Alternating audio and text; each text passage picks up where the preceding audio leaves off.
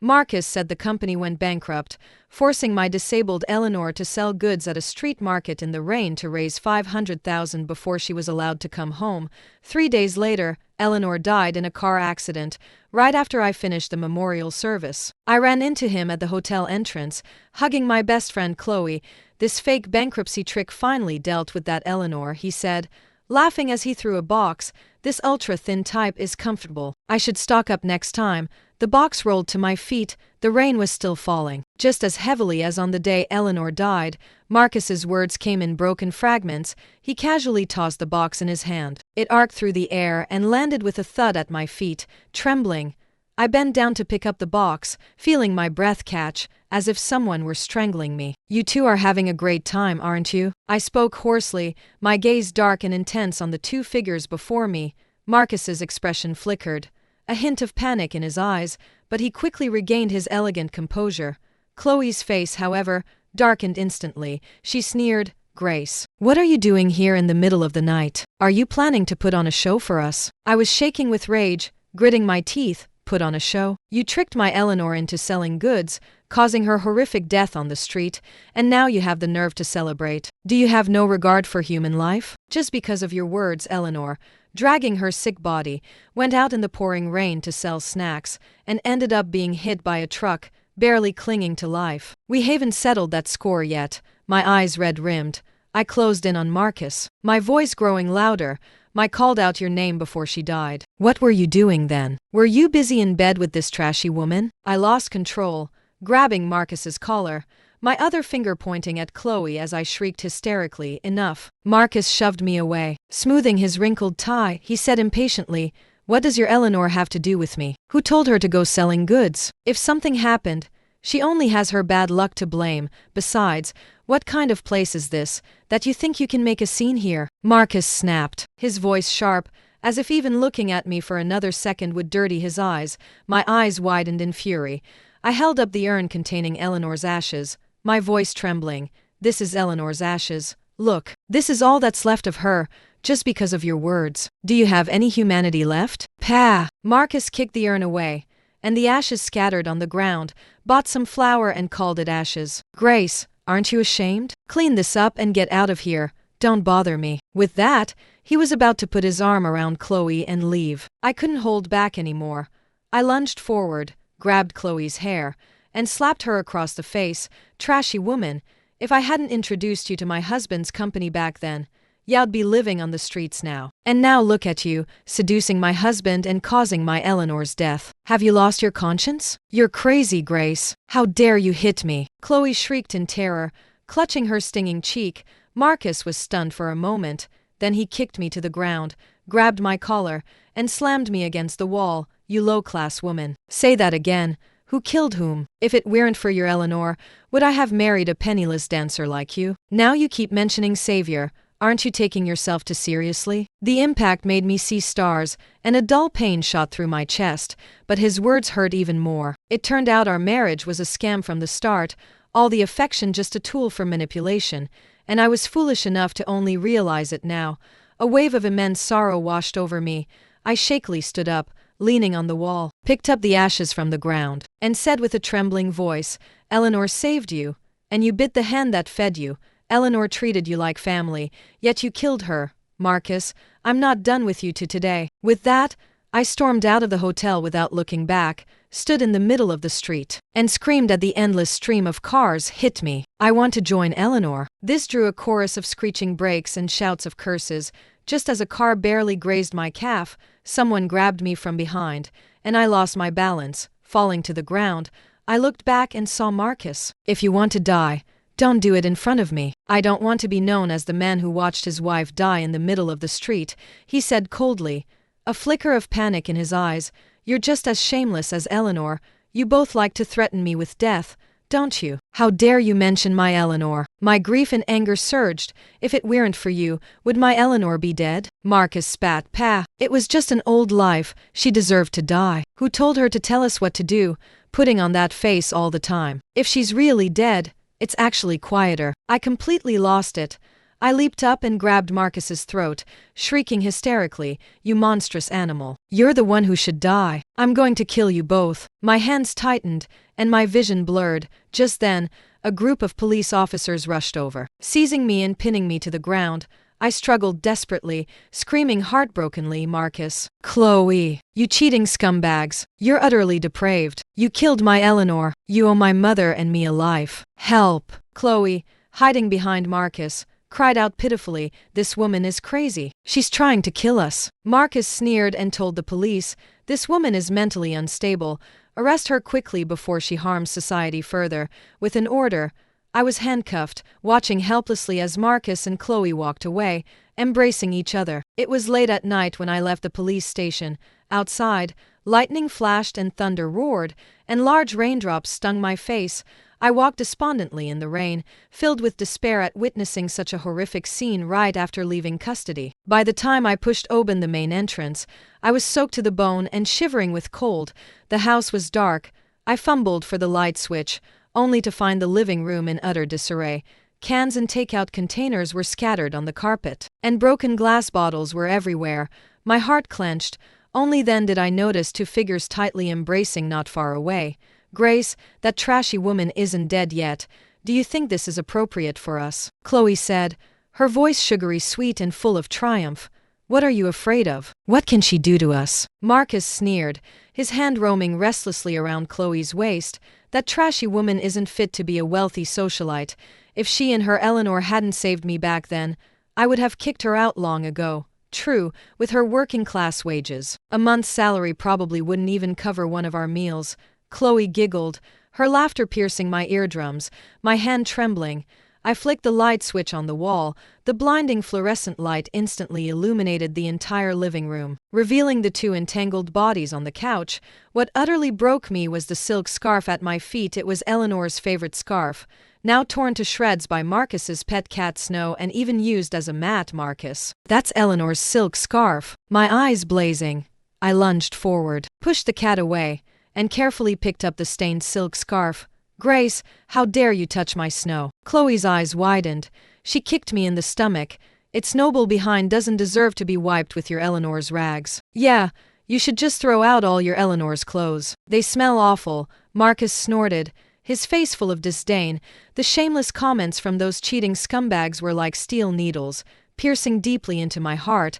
I stood up, trembling, grabbed an expensive vase from the coffee table, and aimed it at Marcus's head, smashing it down. "You monstrous animals, I'm going to kill you both." With a crash, the vase shattered, sending fragments flying, and blood immediately gushed from Marcus's forehead. I lunged at him like a madwoman, punching and kicking his face. Chloe shrieked in fright, grabbed a golf club nearby, and viciously swung it at my back. Intense pain shot through me, and I stumbled. Chloe seized the chance and kicked me in the abdomen, making me nearly vomit from the pain. Marcus tightly gripped my throat, his eyes dark and menacing like a wolf's. "You trashy woman, instead of worrying about your Eleanor's rags, you should worry about yourself," he sneered, tightening his grip. "What's wrong? Can't handle this? You usually pretend to be a virtuous woman, but deep down, this is all you've got." The taste of blood filled my mouth, and my consciousness began to blur. I struggled with all my might, crying hoarsely, "Marcus, my Eleanor was your savior. And you treat her like this, ha, savior." Marcus's expression suddenly turned cold. He threw me to the ground, looking down at me, always hypocritically talking about savior. "She just took advantage of the situation. Why make such a fuss? That trashy face of hers, is she worthy of being Marcus's savior? She disgusts me. Yes, disgusting. She never looks in a mirror, always putting on airs in front of me. Anyone would think she's some noblewoman." Chloe continued to kick me while adding fuel to the fire. In that moment, my heart completely died. All the years my Eleanor and I devoted to the Shen family culminated in this humiliation, and who painstakingly raised me, now met a horrific death on the street, never to see another day. I shakily got to my feet.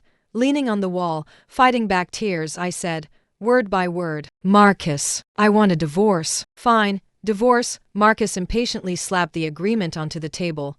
"Sign it or don't. I don't have time for your melodrama. If you still want to make it in Metro City, behave yourself and stop embarrassing me everywhere you go." I slowly gathered Eleanor's dance lesson plans, holding the time-worn papers gently in my arms, and limped toward the door. A moment of silence passed behind me, then Marcus's furious roar erupted. "Grace, do you think you can survive in Metro City without me? Don't be ungrateful. Without me, you and your Eleanor couldn't even get a job sweeping streets in Metro City." Chloe, standing nearby, deliberately spoke in a soft voice. "Should I go try to persuade her?" He sneered. "What's there to persuade? She just wants to get my attention. In a few days, she'll come crawling back to apologize." I twisted my lips into a mocking smile, clutching Eleanor's lesson plans tightly to my chest, and walked quickly towards the elevator. In late autumn Metro City, the rain felt especially cold on my face. Memories flooded back like a tide. If I hadn't saved him from the fire at Metro City Grand 5 years ago, would everything be different? Would still be here then? I'll never forget that premiere night. Marcus was trapped beneath the burning stage curtain, screaming for help with all his might. Eleanor rushed onto the stage, disregarding her own safety, to protect him. She was hit by a collapsing lighting rig. She suffered severe burns all over her body, her face disfigured, and became disabled from then on.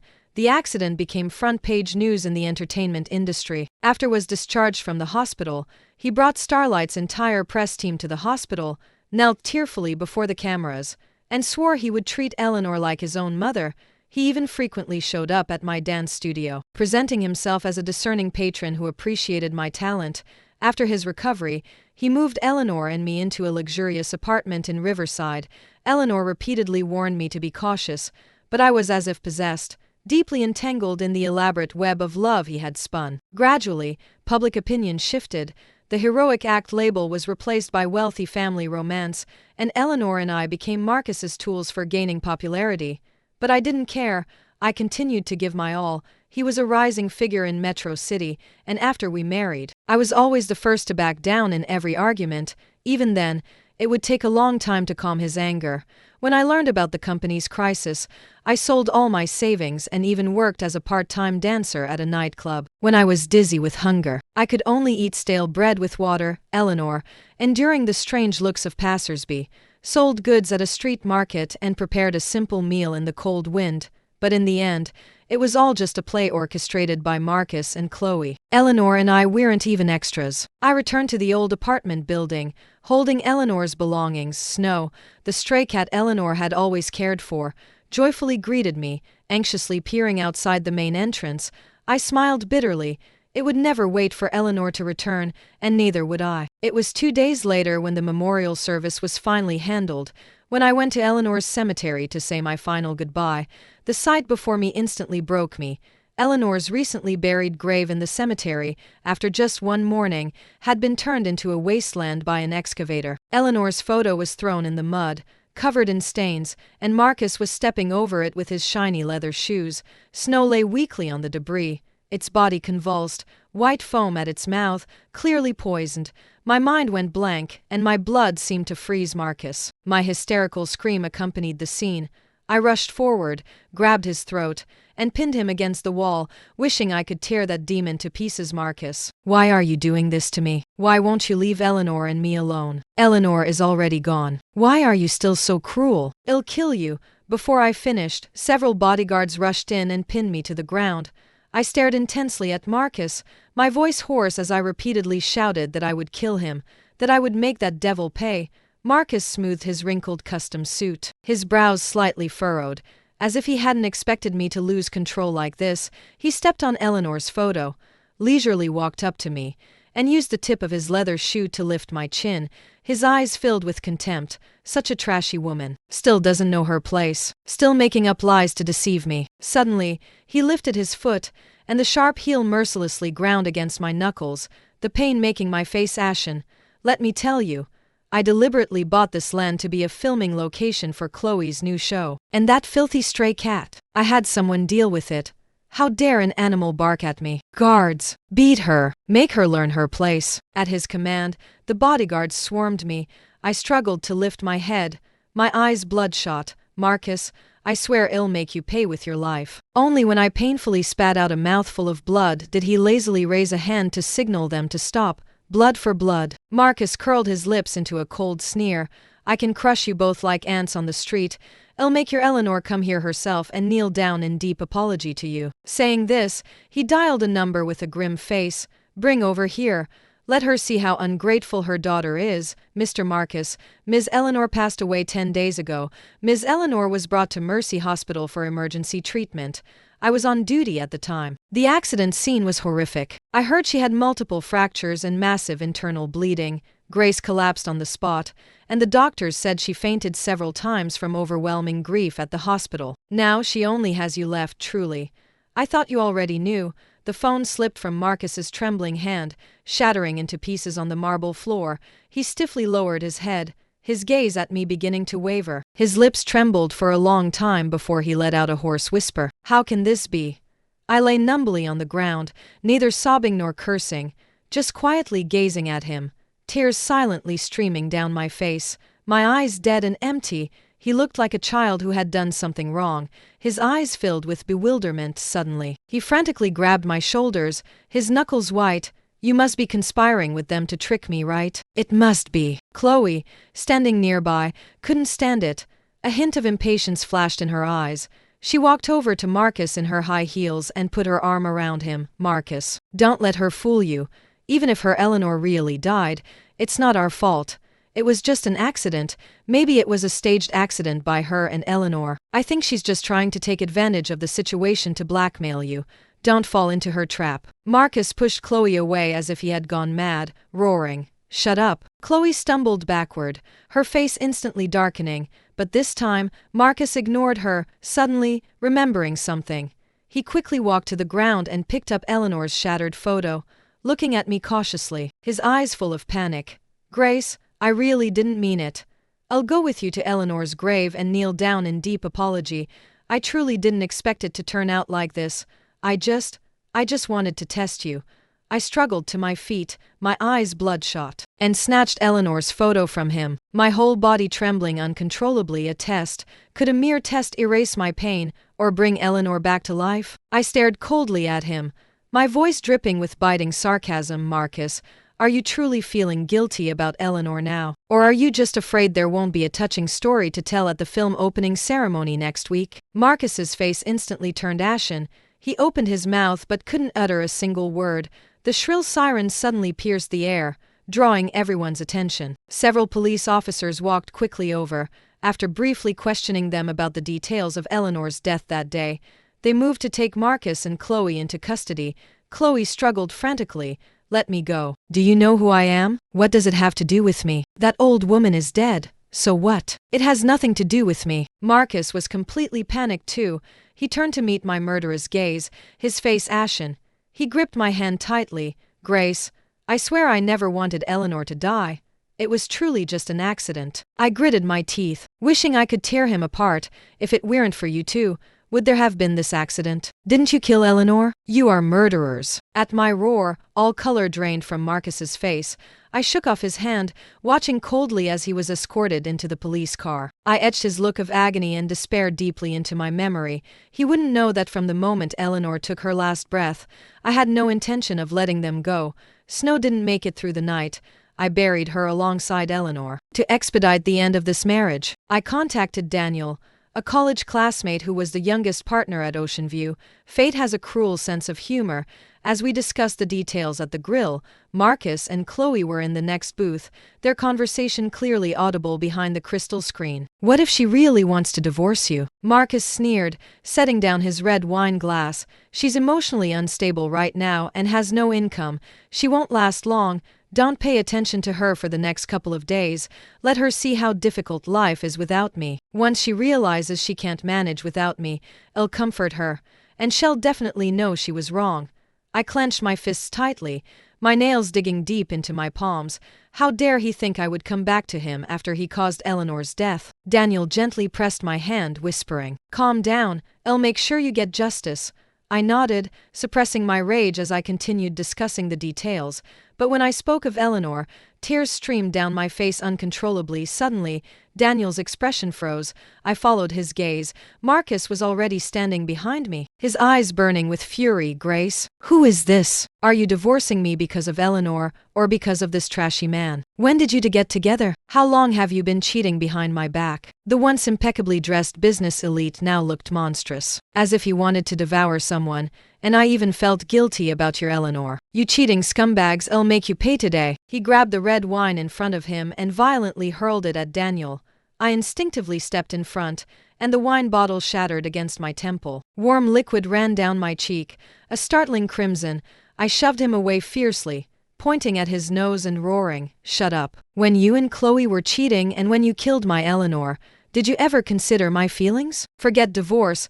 I'll want to kill you for the rest of my life. Daniel is my divorce lawyer, and this divorce is happening." He stood frozen, a flicker of panic in his eyes, his voice beginning to tremble. "Grace, are you really going to divorce me?" I looked at him coldly, without a trace of warmth in my eyes, from the day we met until our marriage. I had never looked at Marcus with such hatred. Only now did he understand my determination. The foolish woman who had given him her whole heart had died long ago. "Grace, who do you think you are? Daring to?" Chloe spoke up from the side. "Shut up," Marcus roared, silencing her. Then his tone softened as he turned to me. "Grace, I know you're angry. I hurt Eleanor. Please forgive me. I'll do anything you say from now on. Can we start over?" Before, I always softened when he showed weakness. Every time he bowed his head, I would forgive him out of pity. But now, I slapped him with all my strength. "Marcus, you don't deserve it. You don't deserve Eleanor's life. You don't deserve Eleanor's forgiveness." I grabbed his collar, pulled him closer, and said, word by word, "Are you afraid Eleanor will come for revenge? You owe her a life, and I'll make you pay 100-fold for it." Under's dark gaze, I pulled Daniel and quickly left back at the apartment. I immediately opened my laptop and, sure enough, found the full video of the restaurant conflict on TikTok. I posted a long article from a burner account, meticulously exposing their crimes, every word bleeding pain. By the time I wrote the last word, my vision was blurred by tears. The image of Eleanor's suffering before she died was like a knife, repeatedly cutting into my heart. I paid a large sum to an influencer to repost it. Within 2 hours, the views surpassed 1 million, and Starlight CEO's marital scandal trended online. I understood that with proper management, public opinion could become my most powerful weapon, but after nightfall, all related content vanished, and the account was permanently banned. When I tried posting from other accounts, they were immediately deleted by the system. I smashed the glass in front of me, my hands trembling with rage. He had indeed made his move. My phone vibrated wildly. Marcus had 99+ missed calls, ignoring it all. I withdrew all my savings and contacted a veteran investigative journalist. I believed they would eventually expose themselves, but the next day, the recording the journalist brought made me nearly collapse. I clung to the wall, barely steadying myself, staring intensely at the phone screen as that sentence echoed repeatedly in my ears. "It's raining tonight, find a truck, hit that limping Eleanor, and make sure there are no survivors." In that moment, I finally burst into uncontrollable sobs. SOS death wasn't an accident at all. That drunk driver was also deliberately arranged. Monstrous. Utterly depraved. As the journalist and I were organizing the evidence, Marcus's WhatsApp kept popping up. "Grace, 5 years of feelings. Are you really going to do this to me? We can still start over. Do you have to burn all bridges?" Seeing the self-harm photos he sent, I only felt disgust. I immediately blocked him and told Daniel to expedite the legal proceedings. Returning home late at night, Marcus was standing in the torrential rain, the wound on his wrist horrifyingly visible. Seeing me, he immediately rushed forward, his face full of remorse, tears mixing with the rain. "Grace, it hurts." He held up his wrist, like a child who had done something wrong. I sneered. The torrential rain couldn't extinguish the fury in my chest. I grabbed his wrist and dragged him into the car. I ran red lights all the way, finally stopping at the suburban cemetery. Ignoring his struggles, I forcibly pushed him down before Eleanor's tombstone. "Hurts? Do you know how much Eleanor hurt then?" His forehead hit the ground hard, blood mixing with the flowing rain. He didn't dare resist, only begged for mercy incessantly, amidst the lightning and thunder. I gripped his throat, gritting my teeth. "Marcus, did you kill Eleanor? Tell me." All my rage exploded in that moment, and I roared at him uncontrollably. He clutched my clothes, trembling. I'm sorry, Grace. I truly know I was wrong. I'll do anything you want. Don't divorce me. Please let me start over. I'll compensate you and Ms. Eleanor. Please give me another chance. His tone grew more frantic, of course. The film opening ceremony was in 2 days, and all the media were waiting for us to appear together. Even if the video was deleted, the scandal's impact was enough to cause him significant trouble. He really couldn't do without me now. Seeing his anxiety, a new idea formed in my mind. I would make them fall the hardest at their peak. I pretended to be gentle, wiping the rain from his face. Feeling his tremble, my tone suddenly softened. Eleanor loved you most when she was alive. She wouldn't want to see you like this. Just kneel here tonight, and we'll start over afterward. Marcus nodded eagerly. Hope rekindled in his eyes. He knelt before the tomb, speaking words of remorse and gratitude with reverence. For a moment, I even thought he was sincere, but my heart was like still water. I would make him wish he were dead. I agreed to Marcus's request to attend the film.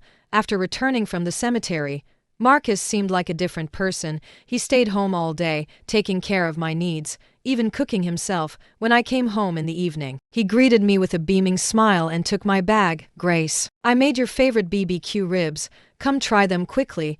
I indifferently picked up a piece, then slammed my chopsticks loudly onto the table. Too disgusting even for dogs. Do you really belong in a kitchen? Useless, Marcus froze, then defensively held out his hand to show me his scalded palm. Grace, it's my first time cooking. My hand is all blistered. A grown man can't even handle such a small task. My harsh words completely shattered his expectations. He probably thought I would pity him as I used to. He stood there blankly, as if his soul had left his body. I sneered. Have you forgotten how you used to treat me? The food I cooked was too disgusting even for slop, and you even threw scalding hot soup on me. Didn't you also bring Chloe and criticize me in front of your entire company, saying I wasn't refined enough? Marcus's lips turned white from biting them, and tears fell silently. I knew he was recalling all his past cruelties, this kind of unbearable humiliation he used to inflict on me daily. He trampled on my dignity, taking advantage of my love. And he was even worse towards Eleanor. The pain he was experiencing now was nothing compared to what Eleanor and I went through. He silently cleared the table, as quiet as a shadow. Before bed, he even knelt to wash my feet, serving me with utmost care. This continued until the night before the film, to show the public that we were as loving as ever. Marcus specifically invited major domestic and international media, arranging for a full live online broadcast before the film began. He proudly promised reporters that he would bring everyone the biggest surprise that night. The media, having already caught wind of the previous scandal, were buzzing, but they remained composed, their words filled with flattery. Marcus was clearly pleased with himself, but he occasionally looked at me with a probing gaze, his eyes full of affection, and said he had prepared a special gift for me. As soon as the red carpet ceremony ended, he knelt on one knee before everyone, holding out a huge diamond ring. Chloe, in the audience, was stone-faced, her eyes spitting fire, as if she was about to rush up and expose them. Grace, thank you for staying by my side all these years. From now on, let me protect you. Before he could finish, a gasp suddenly erupted from the entire venue. On the huge LED screen, the sweet video compilation that was playing was replaced by Marcus's private videos, countless scenes, all showing him and Chloe in intimate moments at a hotel.